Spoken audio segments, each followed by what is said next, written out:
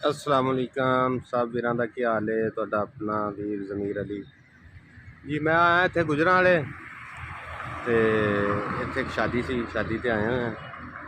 चौधरी साहब एक master city है न बाईपास से, गुजरांवाले बाईपास से उत्थे शादी सी ते माशाअल्लाह इन्नी खूबसूरत है मास्टर सिटी। यह देखो गेट तो आप अंदर जाना, बड़ी ही खूबसूरत बनाई है यार। यह जी लहर है, लहर के पुल से खड़े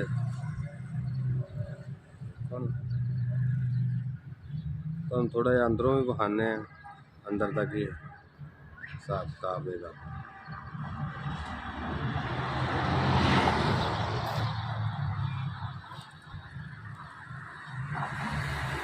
रात को बहुत मज़ा करांदियां ने जो लाइट वगैरह इन्हें चलती होंगी है, उन्होंने तो बहुत ज़्यादा ही खूबसूरत लगती है ना।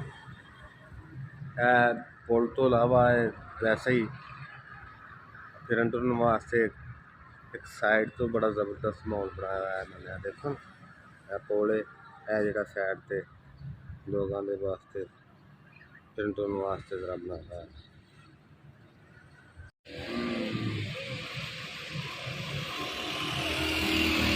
मैं अपनी गड्डी ज़रा अंदर ला के आया वा, मैं क्या बाहर का ज़रा व्यू ले लीए, उस तो बाद फिर लगा बना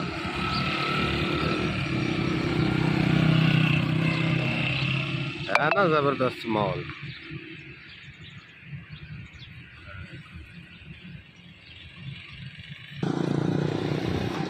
अंदरली साइड तो है अपनी गड्डी खलोती अंदर खलार के गया सी, मैं क्या ज़रा बाहर का व्यू ले लीए तो फिर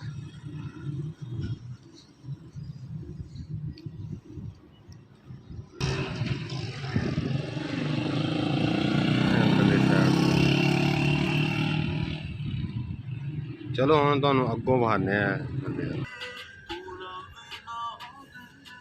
देखो अंदर बिल्डिंग बहुत चंगिया चंगिया लोगों ने बनाई हुई ने, बहुत जबरदस्त।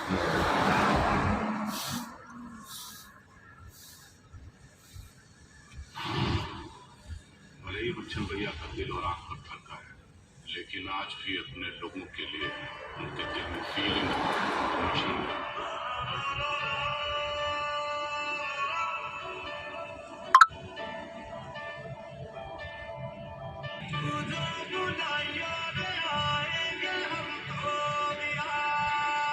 कि नहीं महल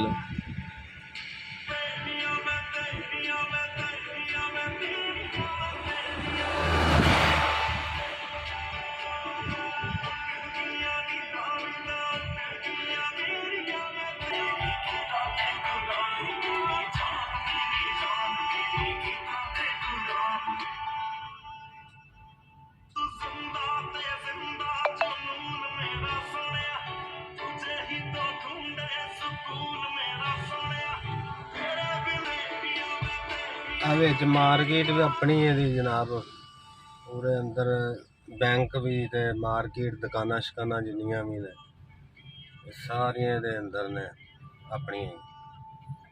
बस किसी चीज़ की कमी कोई नहीं इस टाउन दे विच,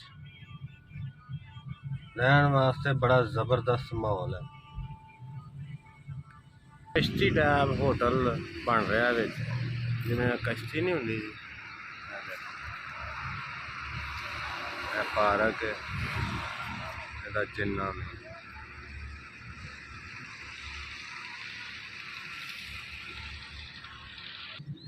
दूसरी साइड है जी, देखो ना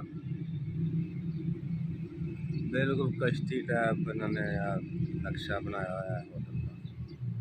लिहाजा जी बड़ी खूबसूरत है माशाल्लाह, पूरा टाउन ही।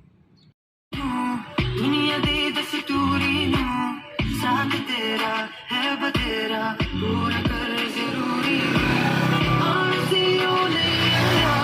रास्ता ना दिखलाया, दिल हमारा ते सहारा, ख्वाहिशात अधूरी नू सारी मैं जावा, मैं तेनू बुला गल सारी ता हो गए मेरे बोल जुदाई।